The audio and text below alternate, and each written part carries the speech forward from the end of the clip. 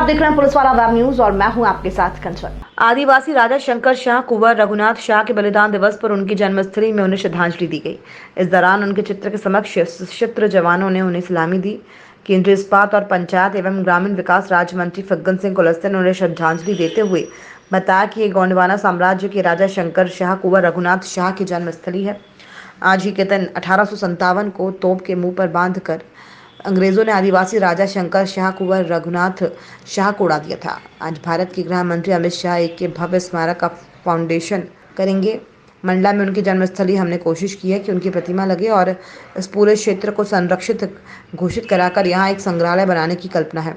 इतने पुराने स्थान को सुरक्षित रखना, जीवित रखना, उस इतिहास को जिंदा रखना और जिसके लिए हम लोगों ने शुरुआती निर्णय लिया है।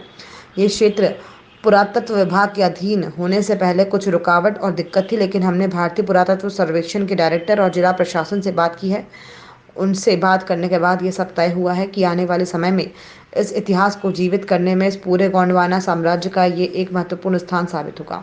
हमने सरकार से भी अपेक्षा की है कि उनके कृतित्व को, इनके चरित्र को लोग जाने, इसलिए शंकर शाह कुंवर रघुनाथ शाह को पाठ्य पुस्तक में शामिल किया जाना चाहिए। आज उसका एक बहुत शुभ अवसर है जब हम इसके बारे में कुछ कह पाएंगे। आज जबलपुर के कार्यक्रम में भारत सरकार के गृह मंत्री के अलावा विभिन्न विभागों के मंत्री और प्रदेश के मुख्यमंत्री रहेंगे। यह अच्छा सुखद संयोग है। उनके कार्य को पाठ्यपुस्तक में शामिल करने का फैसला सरकार करने वाली है।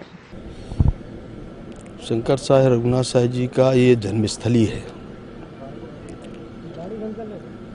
और आज एक बड़े योजना जहाँ पर ये अंतिम सांस लिए थे, जहाँ पर अंग्रेजों ने इनको गोलियों से मारा था, आज उस स्थान पे एक भव्य स्मारक का आज फाउंडेशन होना है। भारत के गृह मंत्री जी आ रहे हैं और उनके कर कमलों से होगा।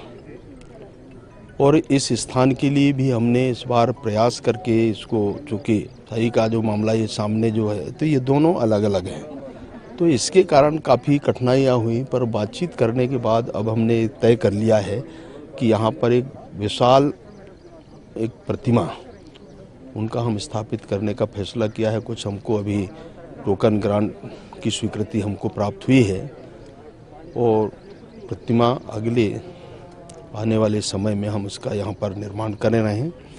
और दूसरा, इस पूरे स्थान को आरक्षित करके एक यहाँ पर एक बड़ा एक भवन संग्रहालय जैसा निर्माण करने की कल्पना है।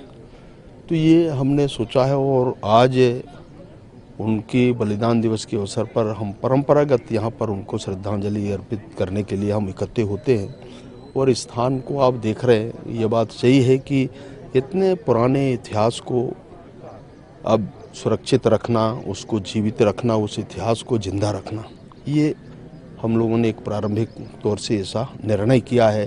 क्योंकि सही के कारण बहुत तकलीफ हुई, पिछले समय भी कुछ ग्रांट हुए, बाद में निरस्त हो गया, क्योंकि जब तक अनुमति नहीं मिल पाएगी तब तक इस काम को करना कठिन है। और इसलिए इस बार जिला प्रशासन से बातचीत करके साई के जो डायरेक्टर जनरल हैं उनसे भी बातचीत, उनसे मीटिंग करने के बाद ये सारा तय हुआ है। और मुझे लगता है आने वाले समय में इस इतिहास को जीवित करने में इस नगर, इस पूरे गोंडवाना साम्राज्य या इस रीजन के लिए एक महत्वपूर्ण स्थान ये साबित होगा। ऐसा हम आज के उनके बलिदान दिवस के अवसर पर ऐसा मानते हैं।